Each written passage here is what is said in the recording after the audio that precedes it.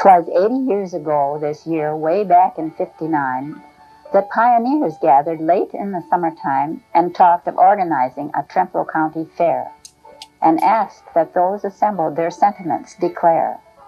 So popular was the movement that on another date they met in the old courthouse, and, although the time was late, they then elected officers, and the fair put on the way that's carried on for 80 years, down to the present day. But first they had to clear the grounds where now is the public square, cut off the hazel brush and fill the low spots here and there. The courthouse served for the display of products of the farm and women's work, much of which was produced from homespun yarn. Handmade plows and ox yokes were exhibited with pride. Sleek oxen munching hay were tied to trees and posts outside. And just beyond, one stallion, and horses but a few, the ox still was the source of power the plow and wagon drew. In all 168 entries on the list, and every last exhibitor emphatically did insist that all the premium money be to the fair returned, and likewise all the workers any pay for labor spurned. And so it was the county fair was started on its way. All honor to those pioneers, men and women of the day. They little had with which to do, yet they accomplished much. Those honest hearts and willing hands, the world today needs such. Yes, folks, the Trempealeau County Fair was formed 125 years ago, just about 5 years after the county itself was formed. Bert Gipple, back in 1938, tells us in his poem, "They met in the old courthouse, and although the time was late, they then elected officers and the fair put on the way." This is a historic fact that he's referring to. For in October of 1859, townspeople and farmers gathered at Galesville Courthouse to form the Trempealeau County Agricultural Society, and they made plans to hold the fair later that very October. The first fair was held on the Galesville Square. At that time, agricultural societies existed throughout the United States, whose purpose was to get across new agricultural information. Agricultural fairs were a regular thing in America by 1819. The second fair, in 1860, was also on the square. The frame courthouse, part of the McKeith building, was used as an exhibition hall. Mrs. Thomas Douglas came down from Jackson County to visit friends, and it was said her skill on a horse was excelled only by performances you see at a circus. The premium lists from those early fairs had some of the same fruits and vegetables as today. But other items are more exotic to us in the 1980s. Things like homemade carpet, hair wreaths, braided slippers, ornamental shellwork, crystallized flowers, bundle of broom corn, double-barreled shotgun for shot and ball, blacksmithing, horseshoeing, an infant sack and hood, to name but a few of the early arts. 1861 saw the fair at Trempealeau. We are unsure of the central meeting place. The Civil War was on, and the fair reflected the conflict. Military companies from Trempealeau and Galesville paraded and drilled. This year we had a horse race on an improvised track. Mr. D. McGilvery's trotting stallion was best. Freeman had best trotting horse, and W.A. Johnson best racking or pacing. Exhibits were less than the first 2 years. Misters Batchelder and Utter showed apples and grapes. Since the fair was held late in the season, there were some marvelous melons, pumpkins, squashes, and sweet potatoes. After this year, the Agricultural Society moved to purchase or rent land for a permanent location could keep peace among the towns and help to keep the fair going. The land was obtained, grounds on the west side of the lake from Isaac Clark's farm, known as the Upper Table.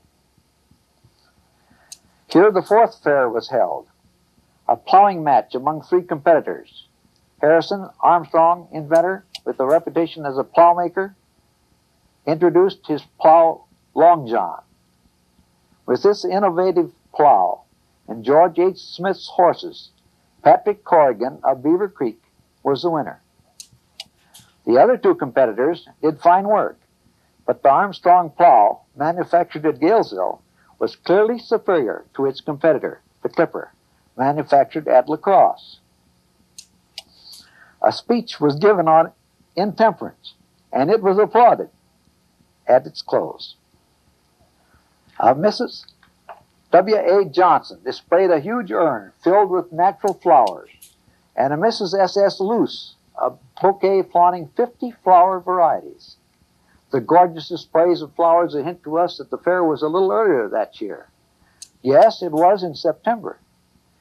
You can see by these early fairs how changing the fair date parallels changes in what is available to show.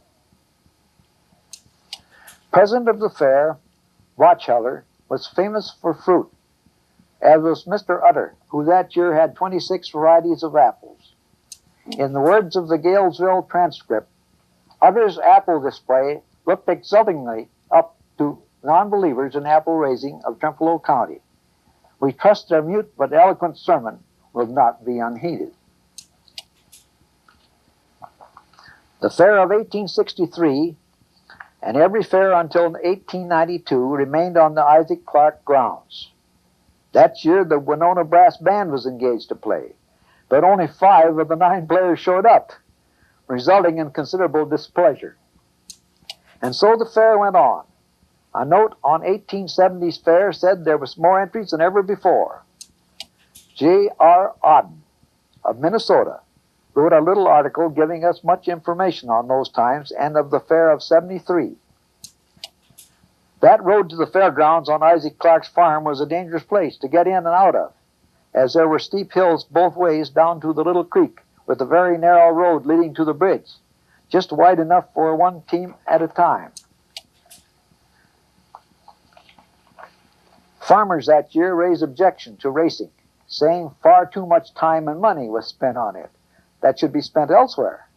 So no premiums or contests in 1873. Horsemen made fun of this. There was, however, a race of high-wheeled bikes, and one made the 1/3 mile ring in less than 4 minutes. One display was that of Reverend David Donner, who with one of the first makes of breech-loaded rifles shot at apples thrown in the air. Ah, the good old days when entertainment was dangerous as well as fun. The 90s saw changes. There were cakewalks and baseball. In 1899, Trempealeau beat North Bend 13-4, and Arcadia won over Independence 20-5.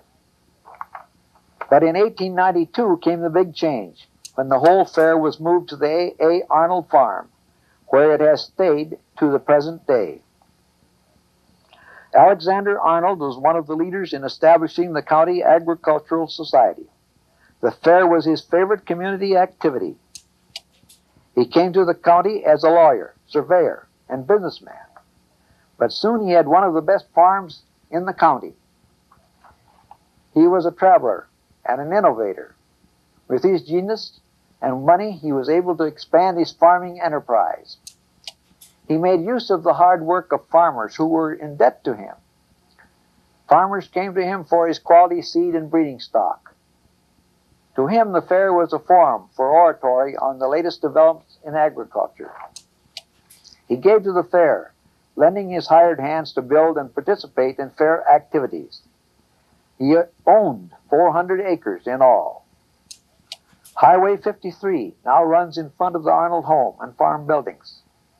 Originally, the farm came down from Highway 53 all the way to Beaver Creek, now Lake Marinuka, and included the fairgrounds. 20 acres were purchased for the fair by the Agricultural Society. In 1893, the grandstand was built, and in 1894, a new judges' stand for the racetrack. The fair was growing. In August of 1897, The attendance broke records. 5 bands furnished music. The Onalaska Ladies Band, Landstead's Lacrosse Band, bands from Winona and North Bend, and Gifford's Show Band. 1898 was the 40th anniversary, and a diving elk was hired for the affair. Things get crazy when you approach the turn of the century. But actually, things got a little sedate, too. Under new management in 1900, the fair became more agricultural, with no shows, although mention is made of a balloon ascension and an ocean wave. In 1902, 4 women contestants competed for fastest time in a match to hitch and unhitch horses, and the most beautiful baby contest. Oh dear, when Lawrence Sutty won, Henry French let out a wail. We don't know how the other 3 babies in the contest felt. Automobiles brought more attendance from the northern part of the county, and from Winona and La Crosse, too. We saw the first appearance of the Galesville Concert Band with director W.S. Wadley. In 1913, there was a Wild West show and an automobile parade of 12 cars, although many more than that were at the fair. 1914 saw trained animals and acrobats performing on the track between horse races. Lots of frivolity, but not exclusively. On the last day of the fair, Mrs. Lucy made a speech on State Women's Suffrage Society. No, all of history is not fun and games. 1916's fair became known as a fair without children. There was an automobile booster parade that went with the Galesville Concert Band through the county to roust up support and try to stop the rumors of the spread of infantile paralysis. The cavalcade went through Ettrick, Arcadia, Independence, Whitehall, Blair, and Melrose. That year, many people remained home, or at least left their children home, to avoid any risks. By 1917, we were in World War I. There was a conscious effort to be patriotic and rule out extravagance. The ladies' drill team maneuvered. The Red Cross had an exhibit showing their work, and they gave out yarn. In 1919, a committee was appointed to attend a county board meeting to see if county aid could be had for fair improvements. 1920 was a political year. Since the fair came 1 week before the primary election, candidates were lined up to speak and shake hands. Governor Phillips and the Democratic candidate for governor both spoke, as did candidates for U.S. Senator.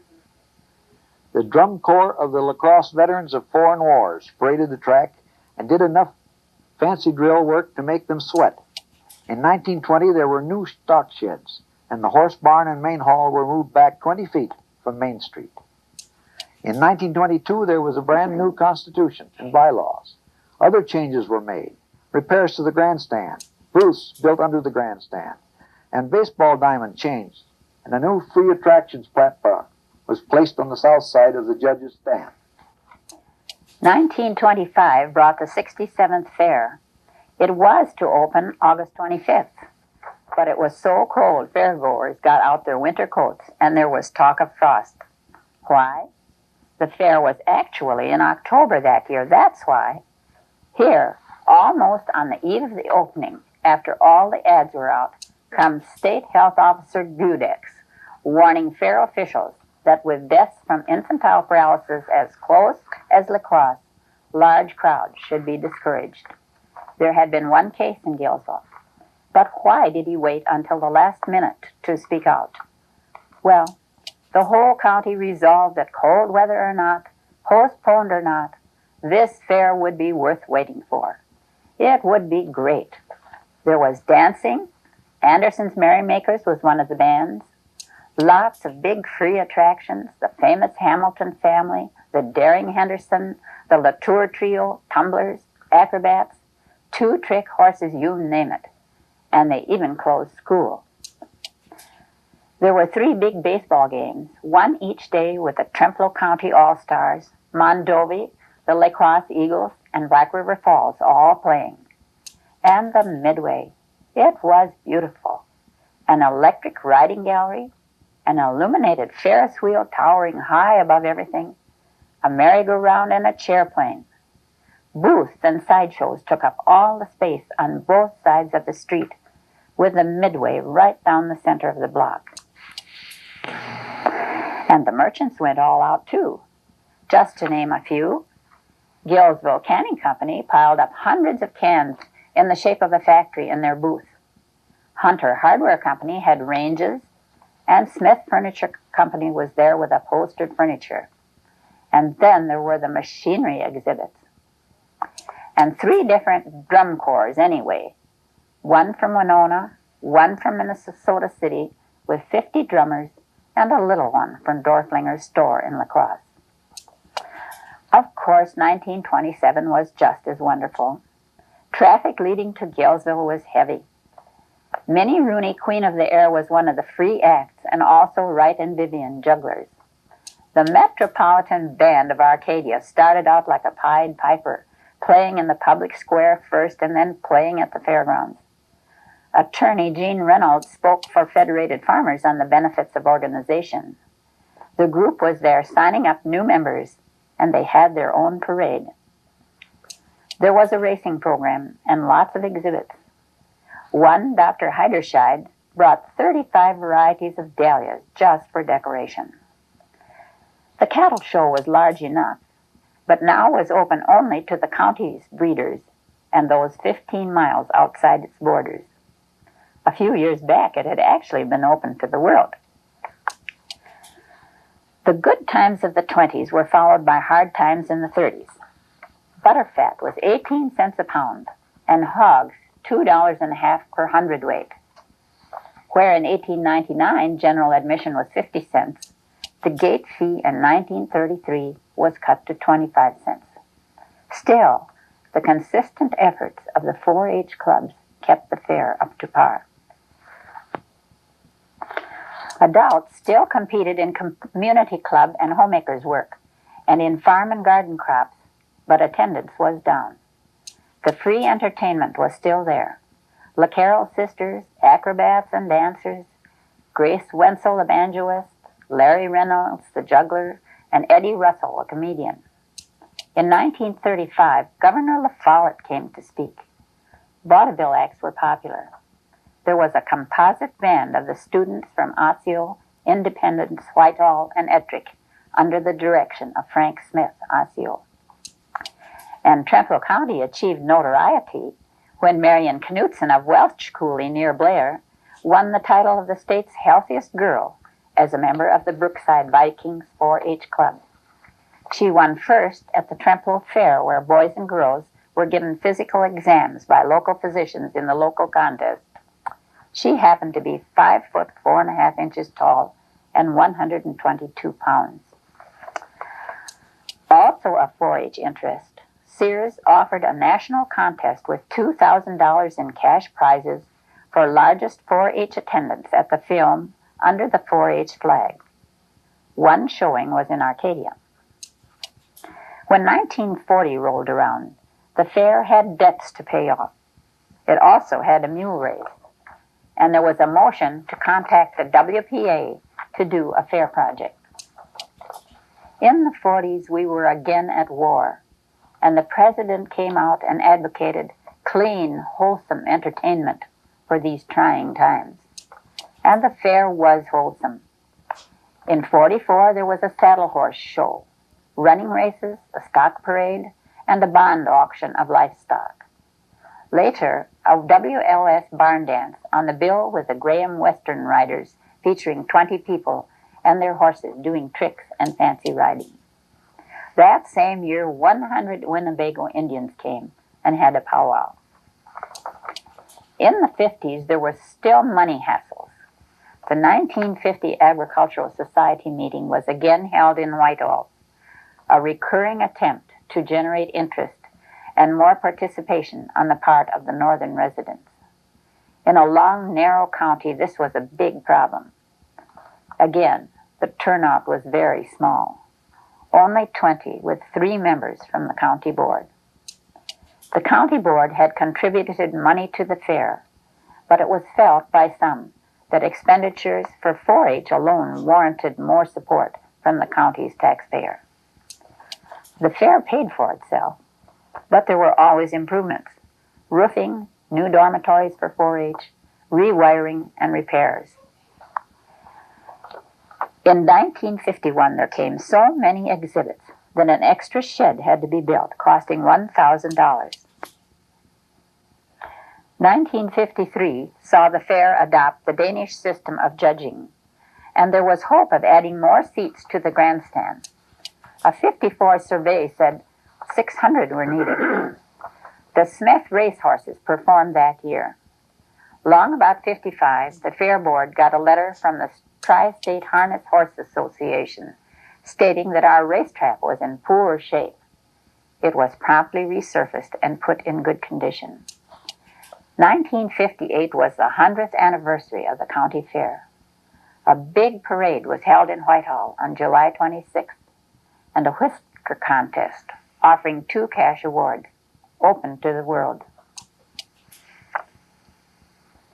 In 1960, Frank Smith, Fair Board Secretary, made a statement in the record book on his last day. This will be my last signature as Secretary of the Trempealeau County Fair, in which I have been manager, board director, horse race starter, official announcer, and everything else. It has been an interesting 23 years to see the fair grow. The improvements have been $40,000 in this period, and started out with a mortgage of $4,500. Frank Smith, Secretary. He began about 1937. In 1961, the apple displays were discontinued. A concrete slab was laid for washing calves. 64, we had the first queen contest, open exclusively to girls 17 to 20 years old, selected for appearance, training, experience, personality, poise, health, and photogenic qualities. In the 60s, 4 hog pens were built on the north side of the cattle barn. A beer tent application was rejected, and talk was turned to making the fair more educational for audience and exhibitor alike. The 1970 Queen Contest got help from Coca-Cola. Everybody likes Coke. There was a Thursday night talent show. Saturday became Homemakers Day, and a demolition derby was held Friday and Saturday. 1972, the first woman was elected to the Fair Board, Mrs. Gary Van Tassel of Osseo. That year, at the livestock auction, 49 boys and girls in 4-H and FFA sold 65 animals for over $17,000. In the 1970s, soy hamburgers were first sold. A new merchant's building was put up. The grandstand was remodeled. For 3 years, a large display of historical photographs was shown. That included present day. We are making history. There was a tractor pull and new farm progress arena. The old edition of 1917 History of Trempealeau County was reprinted and sold. Finally, the 80s. They're still new. Fair entries have been computerized. The Calkins family brings Midway Fund. The fair is still largely a volunteer effort, done in community spirit, as it was in 1869, when the call to the agricultural society that became the fair was made. A call. We, the undersigned, desirous of organizing an agricultural society in the county of Trempealeau, do appoint a meeting for that purpose to be held in the courthouse at Galesville on the 11th of October, 1859, at 2:00 p.m. It is to be hoped and expected that every town in the county will be fully represented. The cause is one that should engage the attention of everyone, come old and young, that we have 2 essential qualities, experience and fire. And so they did. And here again, Bert Gipple honoring them. The county fair will soon be here, the joyous period of the year for 4-H clubs, homemakers too, or old and young the county through. A long, long time since way back when, in '59, when pioneers in ox-team days of little wealth and simple ways assembled at the public square and started off the county fair. They'd gone their way, those sturdy men, the women too, of way back when. But to us, they have handed down something that's lived, though they are gone. The spirit of those pioneers has carried on through all the years, and in those who found some time to spare, to carry on the county fair.